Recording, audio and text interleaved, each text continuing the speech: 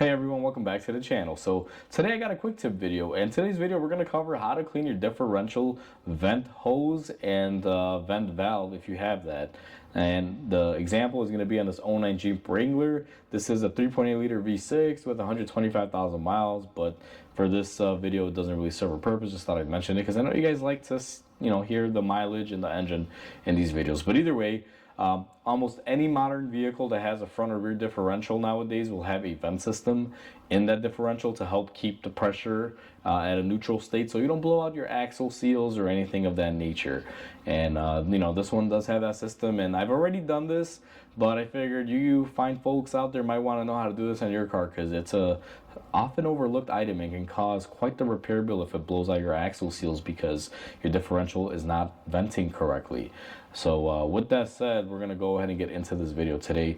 Like always, comment, like, and subscribe because it definitely helps the channel grow. And let's get to it.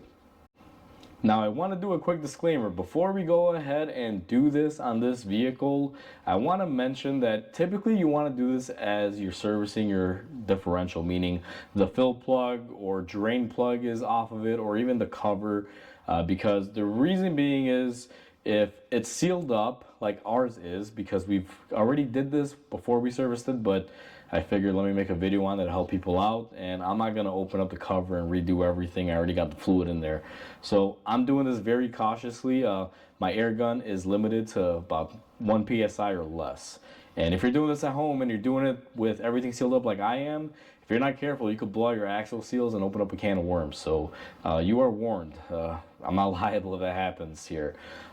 If that is the case, if you want to do it this way, or you figure I want to clean mine up, can of compressed air that you normally use on your computer keyboard with a little red straw, use that. It can clear up the port, or a little brush or something, but then you run the risk of pushing stuff in there. The reason why you want to clean this while you're servicing it or before you change the fluid is mainly because if it is clogged and you pump something in there, you can actually get it out with the oil versus leaving it in there to catch on something or whatever.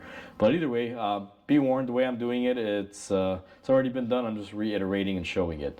If you're doing this at home, be careful if you're doing it with a fully sealed up unit. Otherwise, if your cover is off or your your fill plug or your drain plug is off, then go for it. You can go full pressure if you'd like, because that air has somewhere to go. You'll hear in the clip when I do this one that I just barely touch it, get some air in there, and I pull it off, and you can hear it going psss, like you're letting out air from a tire. So that's the main reason. That pressure builds up and axle seals blow out if you overdo it. So anyway, quick little disclaimer. You're warned. Don't do that way. Let me go ahead and show everyone how to do this. We have our freshly serviced differential. We went ahead and redid everything, and I got a video covering that. But now it's time to clear the vent tube. On most modern differentials, you'll have a vent where pressure can pretty much equalize. Transmissions have them, engines have it, but it's called a PCV system. Differentials just have a fresh air tube. Now, most differentials, you gotta look at them. Usually it's located on the tube housings, and in the case of this Jeep, it's right here. This is it. Pretty much a long rubber hose that goes up onto the frame somewhere and gets tucked away. So one, if you ever go underwater, the differential can breathe and doesn't suck water in.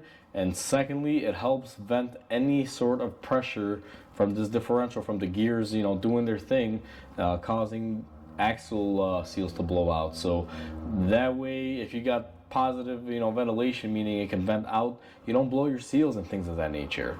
So I've kind of been here already, and I kind of did mess with this just so everyone knows, because I had to service this differential, and I typically like doing this before I'm doing that service. So I'm going to get the camera set up here, get my lighting as good as I can.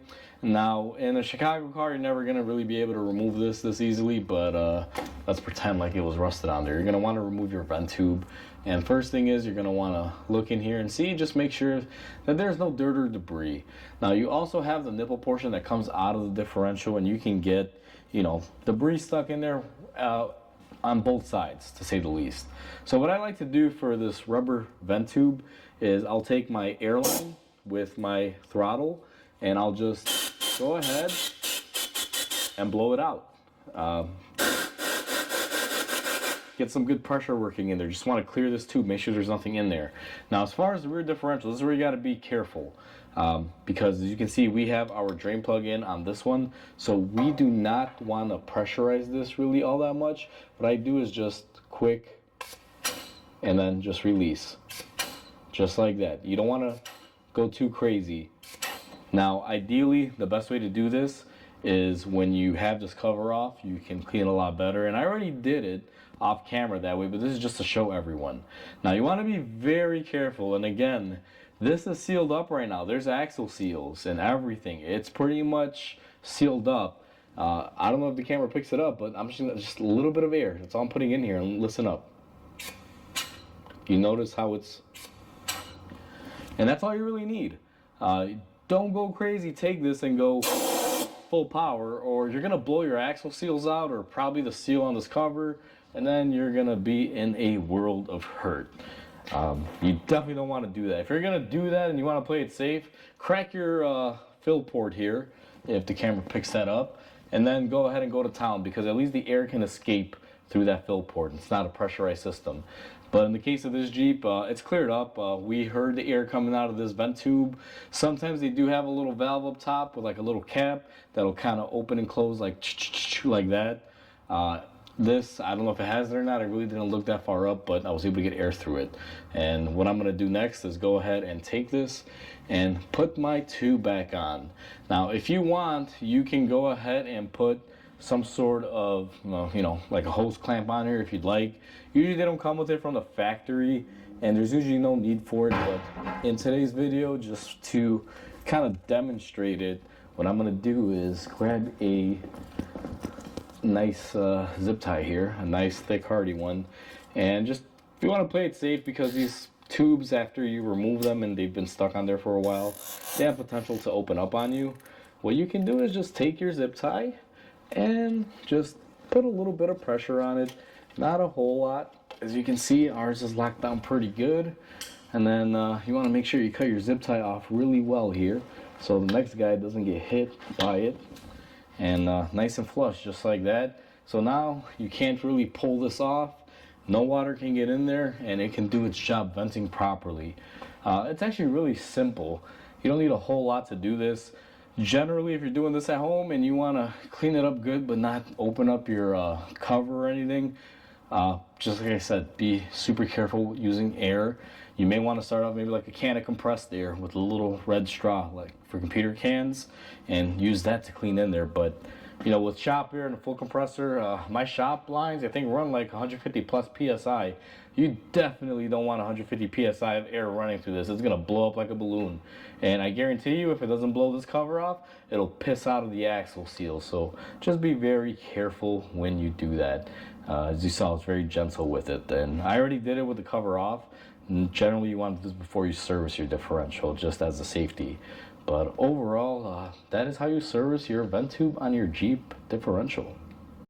So that's how easy it is to service the vent tube on your differential. Now, just like I mentioned in the video, you want to do this while you're servicing it. If it's sealed up like ours was, be very careful. As you saw, I did not dare go crazy on that thing. And the actual airline that I use, this contraption here, to show everyone, it has a limiter. So this thing was cranked all the way down. Barely 1 psi coming out of it of that. And you just want to be careful with that. That's the main thing, because otherwise you're going to open up a can of worms and open up a lot more work that you did not want to do.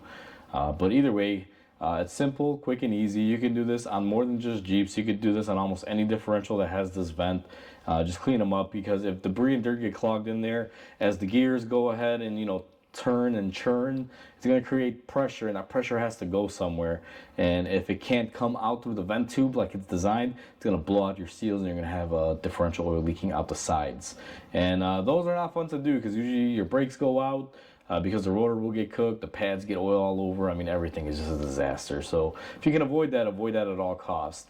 When you service your rear diff fluid, service your vent, clean it out, just blow some air through it, make sure everything is operating correctly. And if you're too scared to use full pressure like we have here in the shop, a compressed can of air also works as well. The ones that you would normally use on your computer keyboard, you could always just use that, and it's a lot easier.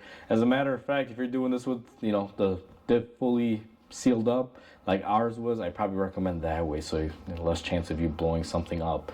But either way, that's pretty much it. That covers how to do this, and I'm gonna close off this video like I always do. Comment, like, and subscribe because it definitely helps the channel grow. I hope everyone has a wonderful day, and I'll catch you on the next video.